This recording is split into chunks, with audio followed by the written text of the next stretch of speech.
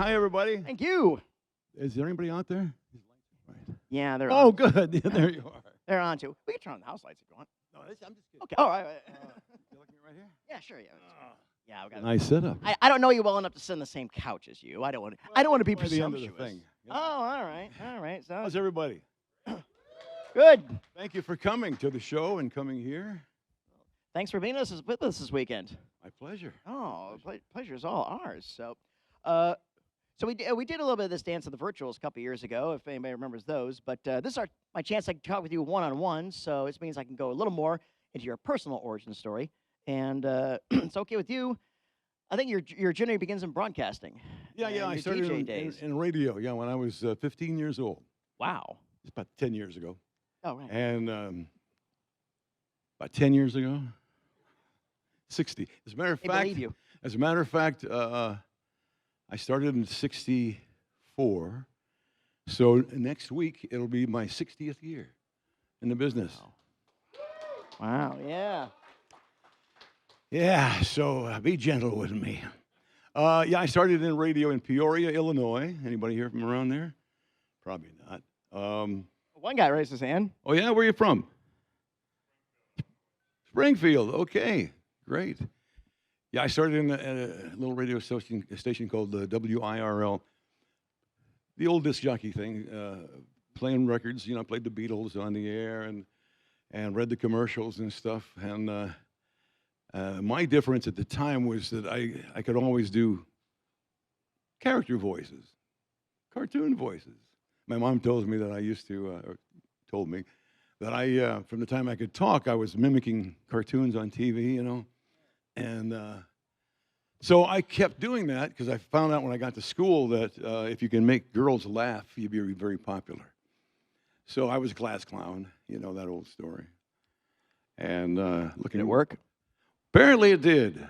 Looking back, I wish I had a nickel for every, well, I do have a nickel for every teacher or school principal or law enforcement official told me that I should probably stop telling all my dumb jokes and doing those funny little voices if I wanted to get anywhere. Get a real job, you know. So yeah, that's how I started, and I stayed in radio. That was in 1964, and I stayed in radio until about 2008. Only as a disc jockey for about 10 years, and then when I got to New York, where I've been for 50 years, I joined the cast of a show called Imus in the Morning. Everybody ever listened to him on the radio? Yeah. I was with him for 35 years, doing impressions, you know, of Richard Nixon and Imus in the Morning. And yeah, that brings us up to here. Well, so and doing all those characters and the impressions and stuff like that, and that's a real on the fly stuff. A couple of your peers kind of came up with them, like Billy West, you know, character stuff like that. Yeah. Your counterpart in Yeah. many ways. Yeah. You know, he was on that other guy's show. And Yeah, the beef yeah. between your boss and his boss, Yeah, obviously. that's right. And he's crazy too. Yes. Yeah, And Billy's a great guy. You guys all know Billy West, don't you? Yeah. and so what was the actual prompt to what got you into animation? Or was it just things you were always just asking to read for? Well, actually, in a way, I was doing animation before I started doing ThunderCats and Silverhawks, because for 40 years I was the voice of Count Chocula, as you mentioned. Thank you very much. Thank you. I hope you don't eat too much of that crap. Hope you all had a balanced breakfast. Hey, be careful, very careful. With chocolate-flavored marshmallows in every bite. Remember that? And thank you. I was a Blueberry fan. Were you really? That was Peter Waldron who did Blueberry. Yeah. And I also, for 40 years, was the voice of Sonny on the Cocoa Puffs commercials. You know, up here, I won't go cuckoo for Cocoa Puffs. Yahoo! I'm cuckoo for Cocoa Puffs. I felt so sorry for him because, to me, he was an addict trying to kick. And these malicious kids were always coming up and like, munchy, crunchy, chocolatey. Yes, devious, isn't it? Yeah. So what else? Did I answer your question? No, so you were gigging on that, and then that led to Oh yes, yeah. yeah. Actually, had been doing Count Chocula and Cocoa Puffs for 5 or 6 years before the ThunderCats thing came up, and I think when your question was something about how I got that job or whatever. Like everything else in my business, the voiceover business, you audition for things. So one day my agent called me and he said, "Okay, Tuesday at 10, you should be at this place." It turned out to be the offices of Rankin Bass production company, and you'll audition for a new animated show that's going to be done here in New York. And we, all of us actors, were really pleasantly shocked by that because there hadn't been at that point, we're talking 1983, hadn't been an animated show, a cartoon series that was recorded in New York. So this was going to be the first one. And so you go into the audition, and they have illustrations on the wall of the characters, give you a little paragraph about them, who they are and what they do, and showed scenes of Third Earth, like Cat's Lair and things like that, Thunder Tank and all that stuff, and explained because it was a brand new show, and so nobody knew. Well, you can imagine when you got a call in, when I got a call and said they want you to audition for some characters who are half human and half cat. I said, no, I don't think. Well, okay, I'll go. But it turned out all right, and so we would. Think so? Yeah, I think so. I'm going to stick with it. I think I have no other skills. I mean, really. People always ask me what else I would have done. Well, of course, I wasn't in radio and everything, but that's my joke is that I do that because I have no other skill. I can't hammer a nail or anything like that. Yeah. So you get to the audition and you check out everything it says about the characters and about the show, and then when it's your turn to go into the booth, recording booth, they asked us, as I recall, when I say us, they auditioned, I think, 600 actors for the 5 parts on both coasts. So That's about average. It's about average, yeah. 600 people auditioned for it, and I was very lucky to get one of the jobs. But they told us, they asked us to pick one Thundercat and one mutant, the bad guys, to audition for. And then when all was said and done, each of us on the cast, there were only 5 people in the cast, and every voice you heard in those 130 episodes is one of us. So you had to be pretty versatile and be able to do lots of different kinds of voices, So they wanted me. The rule was they could nail you 3 voices an episode. Yeah, I think if you did more than 3 voices in one episode, they had to pay you extra or something. But we weren't in it for the money. And they asked me which 2 I wanted to audition for, and I said, well, for the Thundercat, I think I'd like to audition for Lion-O. After all, he's the Lord of the Thundercats. He was the boss. And for the mutant, for some reason, I chose Jackal Man. And I think the reason I did it is because looking at the picture, first of all, I had heard of jackals, but I couldn't tell you what they looked like. What's a jackal look like? Well, there it is on the wall. And the first thought that came to mind, I channeled my favorite old show from when I was a kid, Rocky and Bullwinkle, The Adventures of Rocky and Bullwinkle, remember that? And there was a character on that show called Snidely Whiplash, who was the epitome of cartoon villain. He wore a black cape and had a black mustache like this, and a big black top hat. The great Hans Conried. Hans Conried, that's right, very good. And he was always chasing Nell, the young, beautiful young. I'm going to get you, Nell, and tie you to the railroad track. Don't worry, Nell, I'll save you. That's the Mountie, isn't it? The Mountie on the show, the good guy. Dudley Do-Right, yeah. Do-Right here, yeah. And so I thought, okay, a jackal to me is like a wolf or a hyena, kind of a sneaky, snarling, kind of nasty. So I put the 2 together, and it came out, we must get the Thundercats, yes? And that's how Jackal Man came about. That's cool. When you wrapped your head around, okay, I'm gonna go for Lion-O, I think he should sound like this? Or is it just instinct? I'm just gonna give my best hero voice. Interestingly enough, not. Well, the one thing they told us about the ThunderCats themselves, when we auditioned as a ThunderCat and not a mutant, no cartoon voices. They didn't want you to come up with some kind of a weird voice because they were half human after all, and so they said use your natural voice, you know, and Lion-O being the Lord of the ThunderCats and kind of regal, and so it is my own voice. The difference is I sit here and talk to you and I say something like, "Sword of Omens, come to my hand and give me sight beyond sight." On TV it comes out, "Sword of Omens, come to my hand, give me sight beyond sight."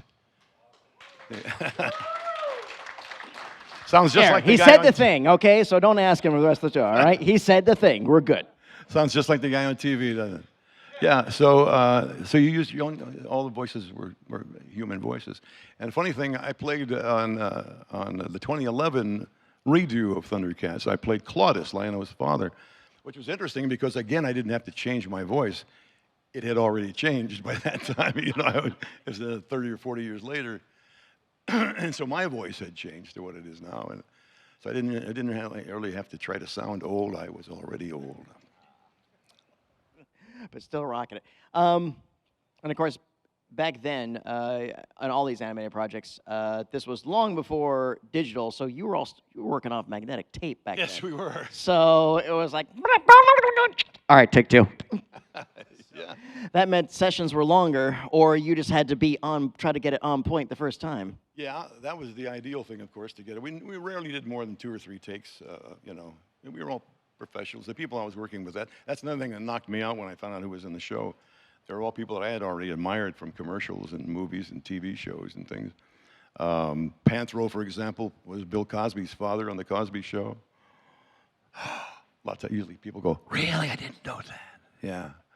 And Bob McFadden, Snarf, I had watched him growing up as a kid. I had watched him on the Ed Sullivan Show. He was a well-known comedian back then. So we were cast of professionals. I mean, you didn't have to do a lot of takes. And it was a really great pool because, yeah, it looks like they didn't go for the usual LA voices and stuff like that. Not to get anywhere there, but it seemed like let's get fresh voices, for lack of a better term, and really get them. And again, I maintain that show was so cast well. Yeah. It really was. Like you and your castmates. Am I wrong? No. No. Oh, absolutely. Damn no. Hell no. Excited about this. Yeah. When you wrap the first season up, when people always ask celebrities, "Oh, did you always know it was going to be successful?" I prefer to ask, when did you realize that maybe the show was exceeding expectations? I'll tell you when it was, exactly. The show had been on the air about a year, and of course, you don't know for the first few months it's on the air how it's doing ratings-wise, you know. You sell the network, you record 13 episodes of any show to go on TV, and try to sell that to the network. If they like it, they'll buy the 13 shows, and then after 8 or 10 weeks, I guess, they'll decide how the ratings are, and if they want 13 more, they'll order 13 more. And then after that, they usually just say, "We've got a hit, so let's just keep doing it until we've done 130, which we did. And but one time, the show had been on the air about 8 months or something like that, and I was at Toys R Us. May they rest in peace. You remember Toys R Us? I hated that they closed those things down. But I was there Christmas shopping a couple weeks before the holiday, and the last time I had been there before that, I remembered there was like one row of ThunderCats, toys and things like that, and there was 2 or 3 of He-Man and 2 or 3 rows of Ninja Turtles, whatever they were. This day when I walked in, there's 3 full rows, both sides, of nothing but ThunderCats. And I stood there and I said, "We got a hit here. Show's a hit." And because, toy sales, that's how you can tell. And the funny thing was, there were 2 young boys, ThunderCats watching age, 10, 12 years old, looking at the action figures. And as I walked by, slowly, I heard one of them saying, "I'm going to get Tigra. He's the coolest one, you know, with his whip and everything like that." The other kid said, "Okay, but I'm going to get Pantro because I'd like to be Pantro." And I couldn't help myself, you know. I said, "Say, guys, why don't you get Lion-O? He's the lord of the ThunderCats, and he's the guy who says, 'ThunderCats, ho!'" And he looked at me like I was an old pervert, you know, obviously. And Bobby, why is this grown-up watching our show? and standing looking over our shoulder. And of course, as soon as I said it, I thought, "Oh, Jesus, what are you doing standing here in the middle of this?" So I started walking away, and as I walked away, I heard one of them say to the other one, "He didn't even sound like Lion-O." I stopped. I didn't turn around. I just stopped. I had to laugh. I thought to myself, if you only knew, you little fart. Oh, boy. That's when I knew it was a big hit. Right, you know. And don't feel bad. You know, Charlie Chaplin came in second place in a Charlie Chaplin lookalike contest. Yes. You know, he didn't tell him he was Charlie Chaplin until afterwards. He was like, "By the way, I am Charles Chaplin." They're like, "Oh, sure you are." Let's say, you can talk about Silverhawks, of course, because that, of course, so everything hit the ground running. So when they were like, "Hey, we're thinking about doing a second series. You want to come on in and try for that one?"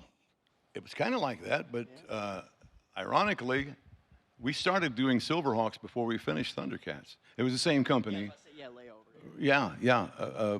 I think we still had 2 or 3 episodes of ThunderCats to finish. And at one recording session, they said, "By the way, we're doing a new show, similar, except these people are half metal and half human." What'll they think of next, you know? They said, "Larry, we'd like you to be bluegrass. We'd like you to." So we're all like, "Sure, okay." And that's how that came about. They didn't have to re-audition anybody, and it was the same group. And it also meant that for the next 5 years, I was working with those same people, you know, because it took about once you start recording the voices, and you record the voices first, by the way. People often ask, do they do the animation first, and then you have to stand there and try to match your lips to it? No, you record the voices first, and then the animators can get an idea of what kind of a mood the character's in and all that kind of stuff. What was my point? I know I had a point to that. It was, I'm 77 years old, okay? You didn't have to go through the feeling out the cast base. That's right. Feeling out the beats. Audition stuff like that. process. It was just, okay, okay, these are the characters. Okay, I'm you know. Yeah. Now it's like you're taking lead on point, and now my character supports you, and you know, it's like shift it around. That's how it worked. And then when we finished Silverhawks, they said we got another new show called Tiger Sharks. Does anybody remember the Tiger Sharks? Probably not. No, we got to. Do you? No, Okay, good. Good. Well, there you go. I'll take that. It actually was a 15-minute episodes, and it was a part of a 2-hour show on ABC on Saturday mornings called Comic Strip. 4 15-minute shows. There was Tiger Sharks. There was Mini Monsters, Street Frogs, and Karate Cat. Anybody remember Karate Cat? One guy. Okay. One guy.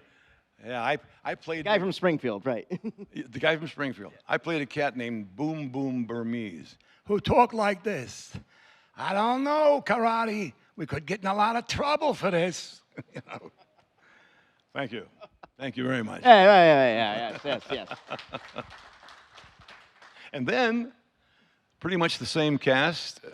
We did 3 or 4 holiday specials for Rankin Bass. And I forgot to mention earlier that when I first heard that I had been hired to do a Rankin Bass cartoon, I freaked out because when I was a little kid, every year, still to this day, every year at Christmas time, you see Rudolph the Red-Nosed Reindeer with Fred Astaire and Frosty the Snowman with Burl Ives. So I thought, oh my God, I'm gonna do some holiday cartoons for that same company, you know. And we did one called A Star for Jeremy. Some of these are still on. This is still on the air. It's Christmas time. Star for Jeremy. My favorite one was, it wasn't animated. It was claymation. You know what claymation is? You'd know it if you saw it. They actually make little figures out of clay, and then they take a million pictures of this one in, and it moves. And that was called The Life and Adventures of Santa Claus. And that's, yeah. So my point is that for about 5 years or maybe even more, we were all working together, you know, a couple times a month. Became a real close-knit family. It was, and it's interesting because Rankin Bass is a fascinating history. I do like a quick panel on the history of Rankin Bass and talk about that because they were multi-animation styles. Yeah, they started out with the puppet stuff with the Rudolph, and then they did traditional hand-drawn with Frosty, and then all their ancillary stuff. Yeah, that one was claymation. They moved away from that. You know, the Great Ack and all that. You know. Yes. The Great Ack. Great Ack. Yeah. That was Sir Alfred Drake. Yes. Yeah. And so we were all kind of, I said, we're bringing this guy over from England who's going to do it, and it turned out to be Sir Alfred Drake. And that was a real trip working with him. And that's what You're wonderful. I want you to know. I enjoy working with you. Thanks, Al. And that's what made ThunderCats and the following series so interesting because it was the first time they really made the foray into an actual like syndicated series. They seemed very content to do like the annual holiday specials. Yeah.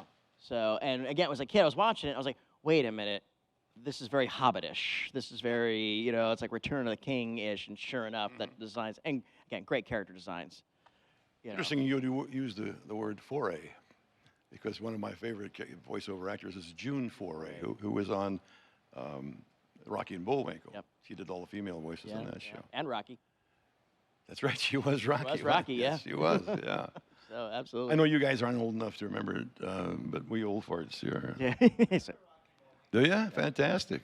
See, I'm Gen X, so it's like I saw this in syndication in the morning. Sure. So it was on my package, something like that. Fractured. It was a really incredible show because you watched it when you were 8 years old and laughed your butt off. And then when you got to be about 15, you started getting the jokes. Yeah, the stuff they would sneak by. Yeah. Stuff that would never be on the air now. Bullwinkle, you know, what kind of games can you play with girls? Gee, this really is a children's show. I still use that line from him. Like, my wife will come home from the mailbox or something, and she'll say, "This stack is for you," and I'll go, "Fan mail from some flounder?" Why'd you pull a rabbit out of a hat again? Yeah. Great stuff. What's been the best memory you've taken from all this? Wow, that's a tough question. It's been 60 years, so I've had so many wonderful moments, and I feel so blessed to have been, you know, worked with the people I worked. That's probably to me what I hold dearest is the people that I worked with, the cast and the crew, and like I said, we worked together for years and years, and they were all so professional and so nice, and I still miss all of them. Some of them, of course, are past, but that's probably the biggest. I'll tell you what the funniest moments in recording ThunderCats was Earl Hammond played Mum Ra, the evil guy. And those of you who watched the show remember that on screen, Mum Ra's whole deal, it was that he had been dead like 1,000 years and he was a mummy. But every once in a while, he would awaken to try to get the thing, you know, the ThunderCats. And this transformation would be, he'd start changing looks and he would go, "Ancient spirits of evil, transform this decayed form." He would spit.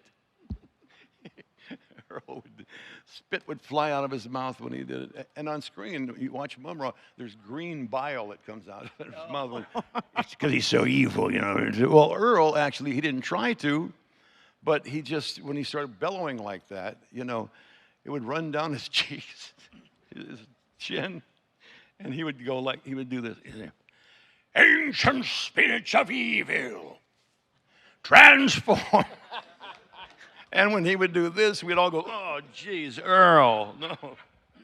I would actually watch this when we're recording. I would be turning the pages of my script.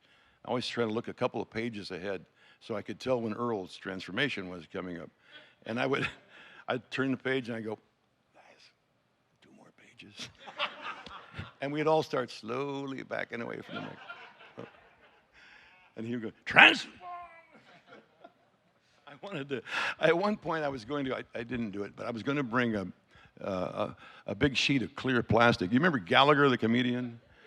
He would the people in the audience would put these pieces of plastic so the watermelon didn't hit him in the face. So I thought one day I'd... If it's not a slicer, it's not a dicer, the amazing Sledge-O-Matic! Yeah. That's right. Yeah, Sledge-O-Matic. Sledge-O-Matic, yeah. Yeah. You want that burger to go? It's gone. This bud's for you. But getting back to me and my career. Right. Yeah. So that became the funniest moment, you know, when Earl would be spitting all over the studio. Other than that, there's not like one or two moments that had such a big impact. We were working, you know. I mean, we had a lot of fun, as you know, if you've ever heard the outtakes. Anybody here ever heard the outtakes from ThunderCats on the internet? Not too many. Oh, you got to check it. All right. You got to check it out. Yes, do that. And Silverhawks too.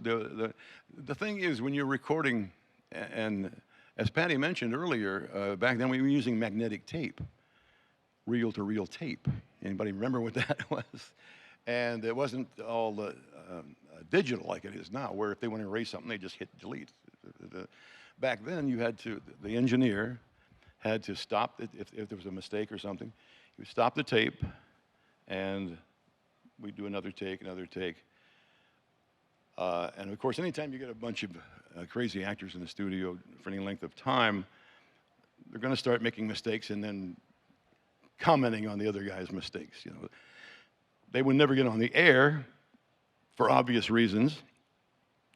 So one day, my son, 20 years ago, says, "Dad, have you heard the ThunderCats outtakes on the internet?" I said, "What?" He said, "Yeah, there's all kinds of these, like when you guys made mistakes and stuff." And I'm going, "Yes."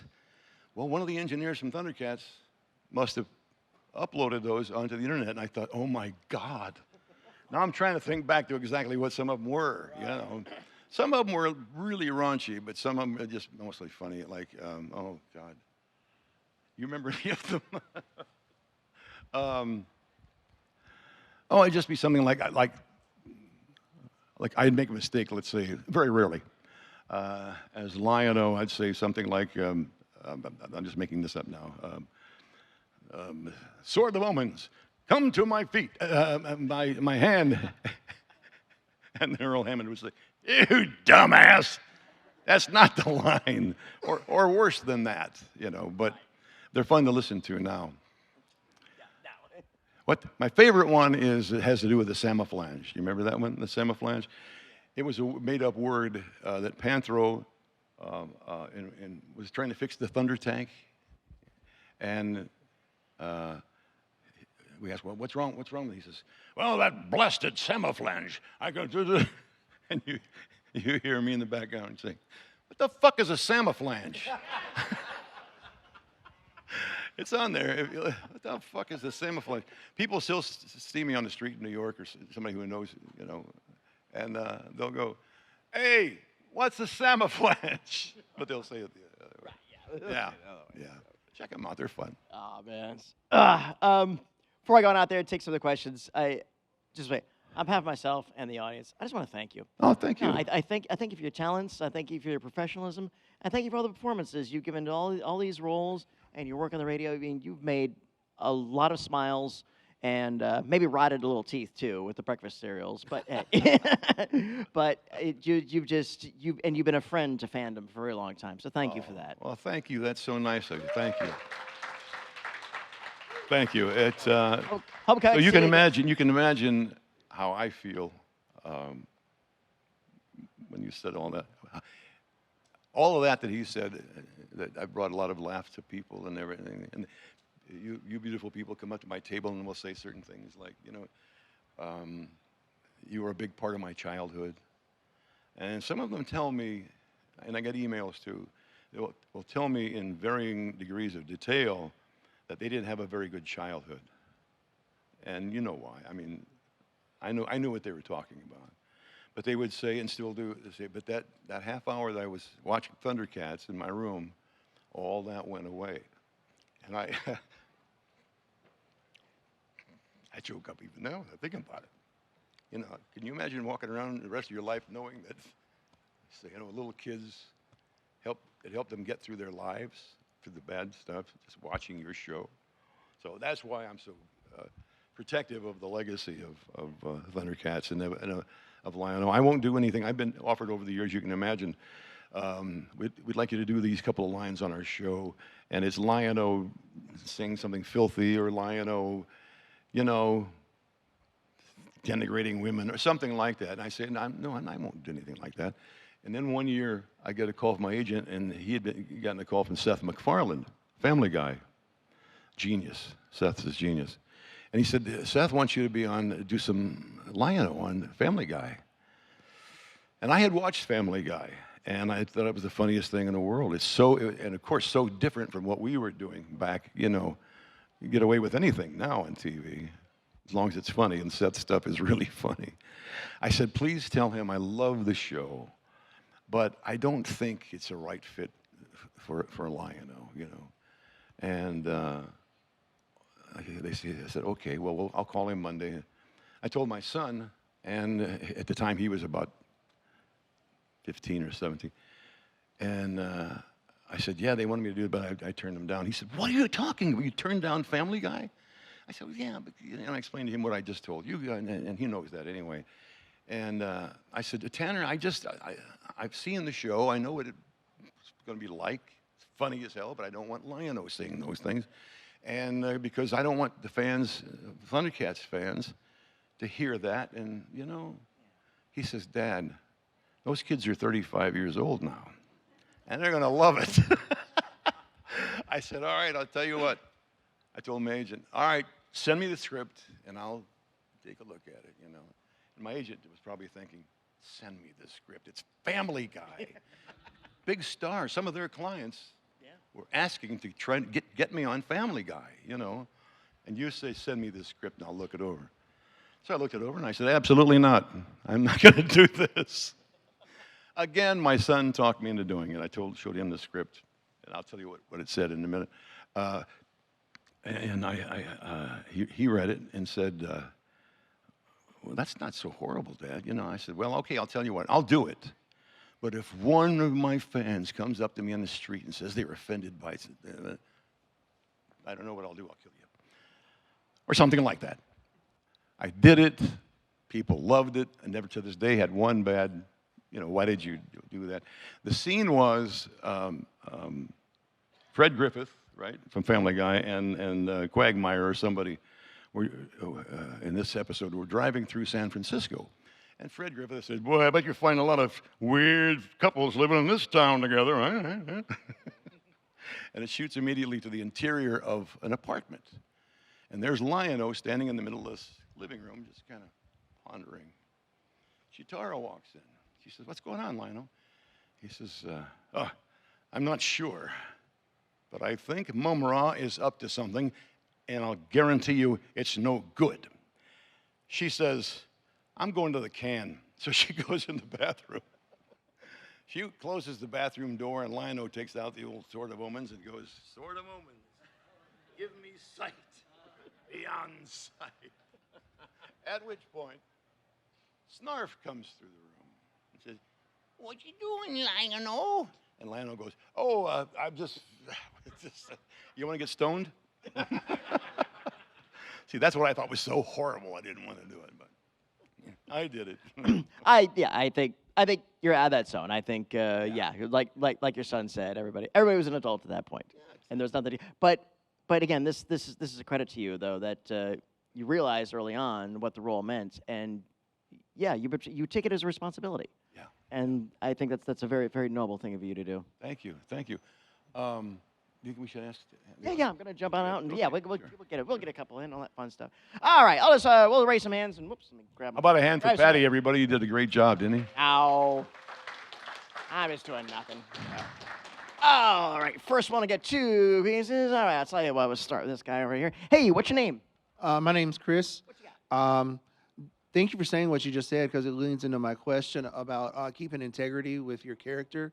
Peter Cullen does the same thing. We met him last year.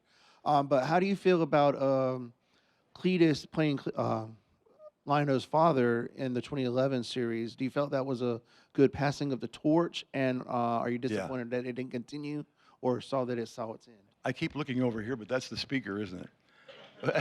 I couldn't. Who was just asking that question? Over in this. Oh, okay. I was in the right direction. I thought I'd stand up so I could see you better, but it doesn't really help. Yeah, I thought it was really interesting that Rankin Bass hired me to do Claudius in the remake, Lionel's father. It was only about 3 episodes because it was a prequel to the original series, and Claudius is dying, and he has to just determine who to pass the sword of a woman's on to, pass the torch down. So I thought it was a great homage to the original show and to the fans of the original show to have one of the cast members from the original show be a part of this new thing. It kind of tied it together. It brought the generations together. I thought that was brilliant. And I mentioned earlier about how much easier it was for me to play Claudius because my voice had changed anyway. And yeah, so I really thought that was a great deal that they did. The show premiered, before it had been on the air, they played the first episode at the San Francisco Comic-Con in 2011. And they flew me out there to be with the cast of the new cast. At Comic-Con, they rented out the auditorium, huge auditorium, the 4,000 or 5,000 people, and played it on a big screen, which must have been cool. We were backstage, we being me and the new cast of the show, and so we were backstage like here, and we could hear what was going on out there, but we couldn't see it, or couldn't really tell what part of the show was on the air. You know what I'm saying? Because you're back in the depths of the theater. And at one point, the audience just went nuts and started screaming and yelling. And one of the guys from Rankin Bass came over to me and he said, "They just heard you doing ThunderCats Ho." That's Claudius. And they loved the fact that it was Lion-O, playing his father. So that was quite a moment for me. Anybody else have any questions? Cool. Yeah. Yes, right here. Hey, what's your name? Andre. Andre, what you got for us? So I got 2 questions actually. Well, you only get one. So pick one, and maybe I can come back. Okay. Hey, Andre. Hey. What's your favorite piece of music from the original series that's outside the theme song? Other than the theme song? Yes. Oh, it's got to be the theme song. When we as a cast, we had already recorded several episodes, 4 or 5 episodes of the dialogue. When they put it together, the music and everything else, and played an episode for us in the studio where we were recording another episode of it. And when that music hit, all of us on the cast were like, "Oh man!" Unlike any other animated show ever had, that driving classic rock guitar, and all that. It's just, I think to this day was the best theme song ever for an animated show. Was that your question? What was my favorite? That was it has to be the opening. Maybe I can get in and go squeeze in. All right, I'm on coach. Take care, and then we'll take care. Hey, what was your name? Hi there. My name is Avery. Hi, Everett. Thank you so much for coming. I was a little curious about what you mentioned with your broadcast days. Did any of that radio stuff get archived or is still around? Because I love history, and I am always up to see another lampooning of Tricky Dick. Oh, well, thank you. There are, YouTube has lots and lots of my stuff from the Imus show. They have some of me doing Dick Nixon. I call him Dick because he was a dick. And they have me doing Jerry Remember Reverend Jerry Falwell?